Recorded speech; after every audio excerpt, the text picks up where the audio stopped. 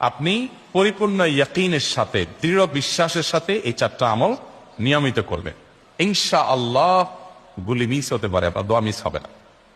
আমি এমন এক ভয়াবহ বিপদে আছি যা থেকে উত্তরণের কোনো পথ আমার সামনে খোলা নাই।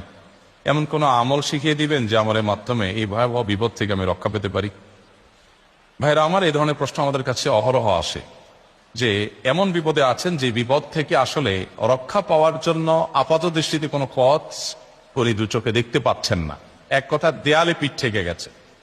তো এইরকম পরিস্থিতিতে একজন ইমানদার আল্লাহ রাব্বুল আলামিনের কাছে তার এই সমস্যাকে তুলে ধরবার জন্য কয়েকটা আমল আমরা বলতে পারি, যে আমলগুলোর মাধ্যমে আল্লাহ তাআলা ওই অসম্ভবকে তার জন্য সম্ভব করবেন ইনশাআল্লাহ।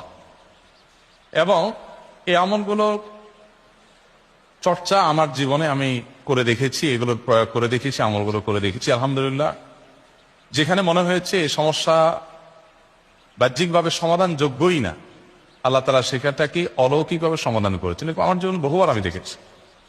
এরকম চারটা আমল আছে যেগুলো আমরা কোনো বিপদে পড়লে, নারী হোক, পুরুষ হোক, পারিবারিক হোক, আর্থিক হোক বা নিরাপত্তা সংশ্লিষ্ট হোক, যে কোনো সমস্যা হোক, যদি আপনার মনে হয় যে দেয়ালে পিঠ থেকে গেছে, কেউ কিছু করতে পারছে না আপনার জন্য, আপনি পরিপূর্ণ ইয়াকিনের সাথে, দৃঢ় বিশ্বাসের সাথে এই চারটা আমল নিয়মিত করবেন।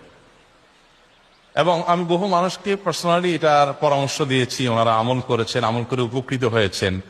এরকম বহু মানুষ আছেন, বৃদ্ধ মানুষ, বাবা ক্যান্সারে আক্রান্ত হয়েছেন অনেক দেরিতে, আল্লাহ তাআলা অলৌকিকভাবে সাহায্য করেছেন।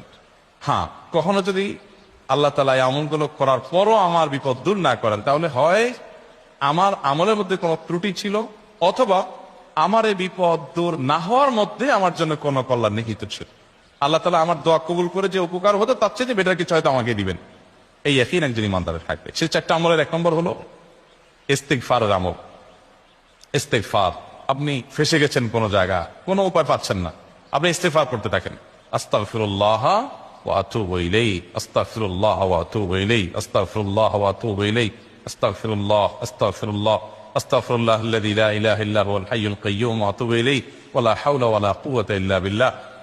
اللهم انت ربي لا اله الا انت خلقتني وانا عبدك وانا على عهدك ووعدك ما استطعت اعوذ بك من شر ما صنعت ابو لك بنعمتك علي وابو لك بذنبي فاغفر لي فانه لا يغفر الذنوب الا انت سيد الاستغفار। এভাবে যে কোনো ইস্তেগফার পড়তে থাকেন, আপনি বেশি বেশি করে আল্লাহর কাছে ইস্তেগফার, ক্ষমা প্রার্থনা করতে থাকেন, খুব বেশি, আপনার দুই ঠোঁটে অনবরত আপনি চাইতে থাকেন আল্লাহর কাছে ক্ষমা। এই ইস্তেগফার সম্পর্কে নবী করিম সাল্লাল্লাহু আলাইহি সাল্লাম বলেছেন, মান লাজিমাল ইস্তেগফার, যে ব্যক্তি ইস্তেগফারকে আঁকড়ে ধরবে, আঁকড়ে ধরা মানে কি, এটা ছাড়বে না, সে করতেই থাকবে অনবরত। টয়লেটে যাওয়ার সময়টা, ঘুমের সময়টা, খাওয়ার সময়টা বাদে, অবসর নামাজের সময়টা বাদে সারাক্ষণ সে ইস্তেগফার করবে। এরকম যদি কেউ করে, আল্লাহ রাব্বুল আলামিন জাআলাল্লাহু লাহু মিন কুল্লি হাম্মিন ফারাজা ওয়া মিন কুল্লি দীকিন মাখরাজা, সকল পেরেশানি থেকে, সকল টেনশন থেকে বের হওয়ার পথ আল্লাহ তাআলা অলৌকিকভাবে তার জন্য আবিষ্কার করে দিবেন। এবং আমি আমার জীবনে যেটা বলেছিলাম, বিস্তারিত বলতে চাই না, এরকম পরিস্থিতি আসছে যে চোখের সামনে কোনো আপাতত রক্ষার কোনো পথ আর খোলা নেই, এমন ভয়াবহ বিপদ। ইস্তেগফার করতে করতে এমন ভাবে আল্লাহ তাআলা সাহায্য করেছেন যে এটা কল্পনা করলেও মনে হয় যে স্বপ্নের মতো। কিভাবে এখন এই লোক এই জায়গায় আসলো আমার সাহায্যের জন্য, এই লোক তো এটা এই জায়গায় আসার কথা না, টিকুনিয়া এসে হাজির হয়ে গেলেন এবং উপকারটা, আমার সমাধানটা হয়ে গেল সমস্যা। তো আলহামদুলিল্লাহ, বহুবার আমি পরীক্ষা করেছি, আর আমার পরীক্ষার দুই পয়সার দাম নাই, হাদিসে বলা আছে, গ্যারান্টি দেওয়া আছে, আমার পরীক্ষা করলি কি না করলি।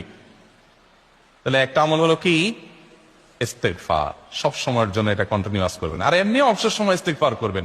আরবদের মধ্যে সৌন্দর্য আছে, তারা বিভিন্ন ডাক্তারের ওয়েটিং রুমে বা বিভিন্ন জায়গায় মানুষ যেখানে অপেক্ষা করে পাবলিক প্লেস গুলোতে লিখে রাখে ইস্তেগফার করুন, আপনার হাইওয়ে গুলোর পাশে লেখা থাকে ইস্তেগফার করুন, এবং তারা আসলে একটু পরপর দেখা যায় ইস্তেগফার করে।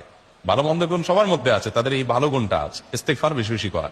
আমরা ইস্তেগফার সচরাচর এইভাবে অনবরত অবসর সময় করার অভ্যাস অনেকের মধ্যেই নাই, আমরা এটা চালু করবো ইনশাআল্লাহ।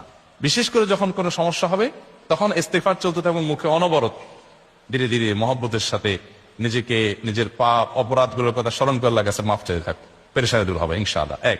নাম্বার দুই, দুরুদ। নবী করিম